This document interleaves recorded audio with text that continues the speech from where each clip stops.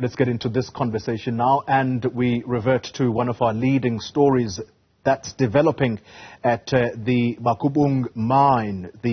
A number of mine workers, in fact 250 of them to be exact, reported to be staging a sit-in, and this is over planned retrenchment by the mine management. We understand that at least 16 of them have had to be brought to surface, although these numbers are still unconfirmed because information coming out of the mine is a bit difficult to come by. Let's speak now to the COSATU General Secretary, Mr. Xoli Phetoe, who talks to us all the way from Botswana this morning. General Secretary, thank you very much for your time. Let me go straight into the situation that's playing out in Bakubung. The mine workers there staging a sit-in, saying that they are being threatened with retrenchments and therefore they are making a number of demands. How would you paint the space in the mining sector at the moment, given what has been reported, and that is that mining houses seem to be dishing out retrenchment letters all round? Well, thank you very much, Xoli, and thank you to your viewers. I think as COSATU, this matter of workers continue to have a sitting underground. It doesn't work well with us because of the safety. And as I said yesterday in one of the interviews, that our National Union of Mine Workers have been engaging with those workers in relation to issues of safety underground. The issue around retrenchment, Comrade Xoli, you will recall that immediately after the austerity letters that were issued, number of mining house issued letter retrench workers. In fact, they issued the notice of Section 189 to the unions that out of 95,000 employees in the mining industry, they were planning to retrench about 35,000. And for us, that matter is a matter that we have to discuss, which we have raised it at the level of NETLEC. And at that side, we have not been able to reach any process of resolving this matter. But the issue of Bakubung, it's a Bakubung at the Sun City Platinum Mine there, is that workers there, you will recall sometimes in September, workers embarked on the strike on a number of issues, and the employer, we had to, through the National Union of Mine Workers, we had to get CCMA to intervene in terms of Section 150. There was an agreement in terms of resolving some of the issues that workers have raised. One of the issues that was about the issues of increment, increasing to their salaries, issues of the amending their policies in relation to the conditions of workers, in particular around the maternity policies, a number of issues. Now, instead of management to get into a discussion to resolve those, they resort to Section 189, which we think that is unfair. Yeah. And this is a continuation of what we called an attack to the collective bargaining. Mr. Phetoe, you've mentioned something that I thought is important to get back into. You're saying that out of a workforce of 95,000 in the mining sector in this country, 35,000 of them, their jobs may not be guaranteed. What are mining executives putting forward as the reasons for why they want to retrench so many workers? Well, they don't give a reason except that they are not making a profit. But in the engagement with the unions, in particular National Union of Mine Workers, they are not able to prove that. You see, so they are not quite sizable numbers that can convince the workers and convince the leader. Because one of the issues was facilitated by the commissioner, for example, in the issue of the Helen mine in Swartraches. The employer could not convince the CCM, the CCM commissioner in terms of that they are not making profit, because workers were able to prove that the production is coming out, the stock is lying out there, And what else do you say? Are you saying that why should you come back and say you want to use Section 189 to retrench workers? It's an issue that we've been engaged with about the economic crisis that we're facing in South Africa. So both ourselves as organized labor, business, and government, including community at the level of NETLEC, we've got to engage on this issue as we have been engaging on the matter of the economic recovery plan, which both government and business have not come to the stage where that program recommendation or the agreement were agreed at the level of NETLEC. I'm glad that you mentioned the state of the South African economy, because this then places you as perhaps one of the parties or one of the entities that is central to what is going on in the South African economy. What do I mean by this? You are part of the governing alliance by virtue of you being in a relationship with the governing ANC. The mining houses, we are told, have been stockpiling the production because some of it, a large majority of it, cannot be moved through the ports, and you know the crisis there.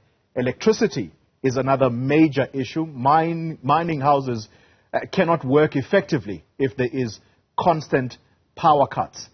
What responsibility do you take as part of the governing alliance for why the companies today are threatening to retrench workers because of the dysfunction in government? Well, Xoli, we're not in government, but we're in alliance with the ANC. We're not in government we're not in alliance with government. We're in alliance with the African National Congress as COSATU. And we do raise these issues. That is why we call for the governing party to take steps and take drastic action in relation to those issues that you are raising. And that's why we continue to make sure that we engage and get feedback every time and again from the Minister of Electricity in terms of dealing with the issues of electricity. But we also raise the issue that the Transnet, there's a lot of corruption that has also sabotaged some programs from the coal mine, transporting the coal mine, which we have raised it. And we, at some stage, two months ago or a month ago, we had engagement with Minister Pravin Gordhan around the issue of Transnet, where they were planning to retrench almost about 3,600 workers in KZN, Richards Bay. And we refused. We refused as COSATU. We said that can't happen. And we end up getting a commitment in writing from both the management and the Transnet board to confirm that no workers are going to they are going to be retrenched, no workers that are going to, their condition are going to be downgraded. So it's a matter that we've got to continue to engage about resolving the issue of electricity and the issue of corruption in particular at Transnet. So we're not folding our arms. We're not saying because we're in alliance with the African National Congress, therefore we cannot continue to call the ANC to call their employees in government to engage on this matter and resolve these issues that we're facing. Yes, you are correct that the economic crisis that we're facing, in particular in the mining industry, issues of retrenchment, as I said, it came out immediately after when the Minister of Finance Treasury issued a letter of austerity measure that says some of the programs need to be cut, which include also issues of reducing funding or suspending some program in relation to the infrastructure and many other activities that were put in plans in terms of making sure that they are going to use for job opportunities. So we continue to engage on that matter, and that's why we said ourselves that we don't think that would agree with the response that we're receiving from the mining house. They also have a responsibility.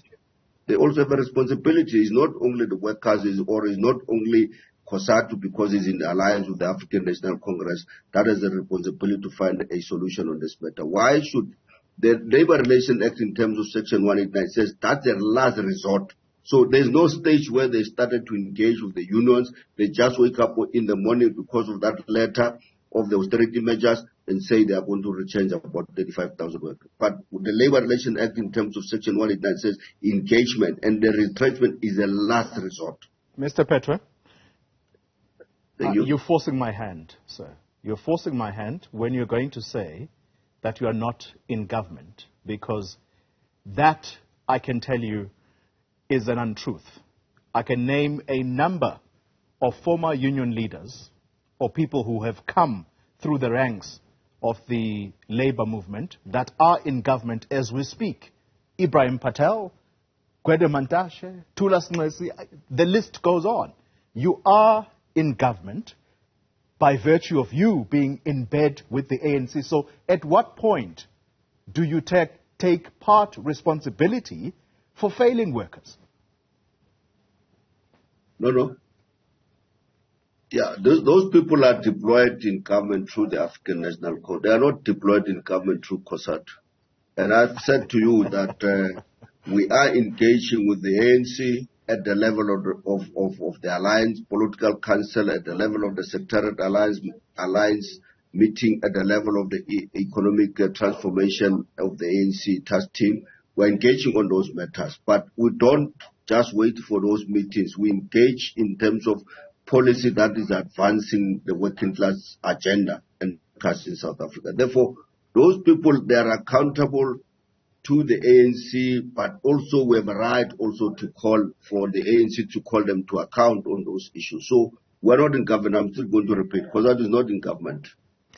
We're in alliance with the African National Congress. We are not in alliance with government. We are in alliance with the African political party that is leading government.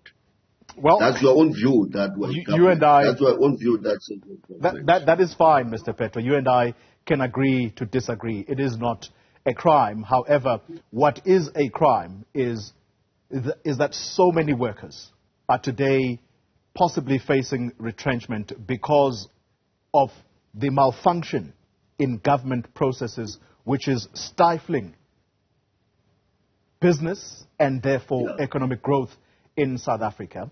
Let's conclude the conversation. How do you propose? Yes, sir. Don't blame only government. You must also blame the business. Recall, I always remind you that in 2019, COSATU called for a Section 77 notice at NETLEC in relation to the economic crisis. And in that, we forced the ANC government led by Cyril Ramaphosa to convene what is called National Summit.